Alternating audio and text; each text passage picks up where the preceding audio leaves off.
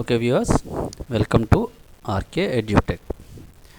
So let us see how to use plus, minus, into, divided by percentage operators in Excel.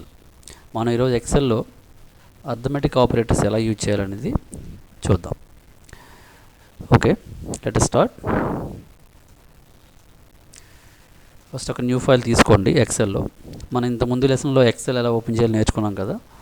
స్టార్ట్కి వెళ్ళి XL open చేయండి. ఇక్కడ new document create చేయండి. Already మనం ముందు లెసన్స్లో sheets అంటే ఏంటి అనేది తెలుసుకున్నాం. రోస్ అంటే ఏంటి, కాలమ్స్ అంటే ఏంటి అనేది కూడా మనం దీని ముందు లెసన్లో తెలుసుకున్నాం కదా. ఇప్పుడు ఎక్సెల్లో క్యాలిక్యులేషన్స్ ఎలా చేయాలి using plus and minus divided by into operators తోటి. ఫస్ట్ ప్లస్ సింబల్ని ఎక్సెల్లో ఎలా వాడాలనేది ఒకసారి చూద్దాం. ఆల్రెడీ ముందు మనం చెప్పుకున్నట్టు A1లో ఒక నెంబర్ ఎంటర్ చేయండి, ఎనీ నెంబర్. మీరు పక్క సెల్కి వెళ్ళాలంటే మౌస్ క్లిక్ చేసుకోవచ్చు, లేదంటే ఈ సెల్లోంచి మీరు ట్యాబ్ ప్రెస్ చేసినా కూడా పక్క సెల్కి ఎంటర్ అయిపోవచ్చు. ఎక్సెల్లో మనకి డౌన్ యారో లెఫ్ట్ యారో అనేది సెల్ టు సెల్ మూవ్ అవ్వడానికి యూజ్ అవుతుంది అన్నమాట.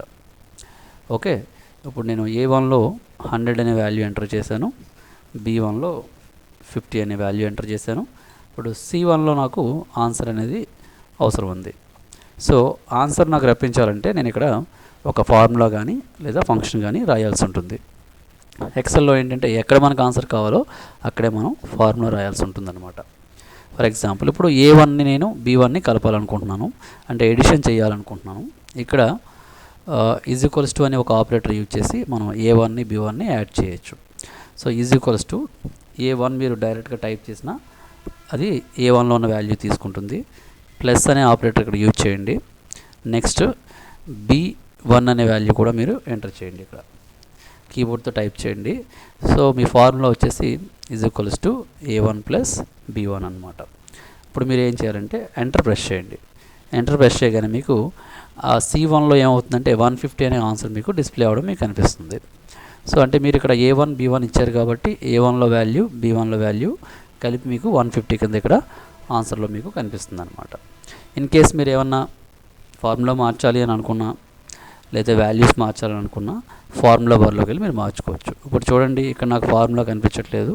ఇక్కడ నేను ఫార్ములా బార్లో క్లిక్ చేస్తే నాకు మళ్ళీ మా ఫార్ములా నేను చూడొచ్చు. ఇక్కడ A1 plus B1 enter press చేస్తున్నాను. ఇప్పుడు దీనివల్ల అడ్వాంటేజ్ ఏంటంటే మనం ఎప్పుడైనా ఈ B1లో వాల్యూ కానీ A1లో వాల్యూ కానీ మారిస్తే ఆటోమేటిక్గా ఆన్సర్ అనేది చేంజ్ అవుతుంది. ఇప్పుడు మీకు చూపిస్తున్నాను. నేను ఇక్కడ 50 ప్లేస్లో 200 టైప్ చేసి ఎంటర్ ప్రెస్ చేశాను. ఇప్పుడు ఆన్సర్ చూడండి 300 కింద చేంజ్ అయింది. అలాగే 100 ప్లేస్లో 200 అని ఎంటర్ చేసి టైప్ చేశాను. ఇక్కడ నాకు ఏమైందంటే ఆన్సర్ 400 అయిందనమాట.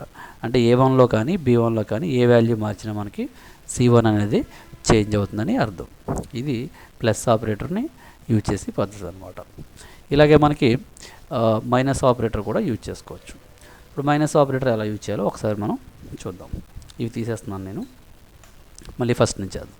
ఇప్పుడు నేను ఇందాకలాగే A1లో 50, B1లో ఇందులో 100, ఇందులో 50 ఇచ్చాను.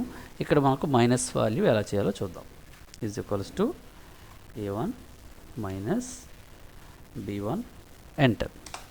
ఇప్పుడు చూడండి రిజల్ట్ ఏమైంది, మనకి 50 అనేది మాత్రమే డిస్ప్లే అయింది. అంటే A1లోంచి B1 అనేది మైనస్ అయిపోయింది అనమాట. అంటే 100లోంచి 50 మైనస్ అవి రిజల్ట్ మనకి 50 కింద ఇక్కడ చూపిస్తుంది అనమాట.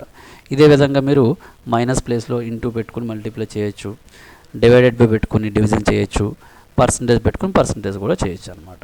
సో మీరు మిగతావన్నీ మీరు ఓన్గా ట్రై చేయండి. ఓకే, ఈ వీడియో మీకు నచ్చినట్లయితే ఆర్కే ఎడ్యుటెక్ లాగిన్ అవి సబ్స్క్రైబ్ అవ్వండి. మరిన్ని మోర్ వీడియోస్ పొందడానికి మా ఛానల్ మీరు యూజ్ చేసుకోవచ్చు. Okay, thank you.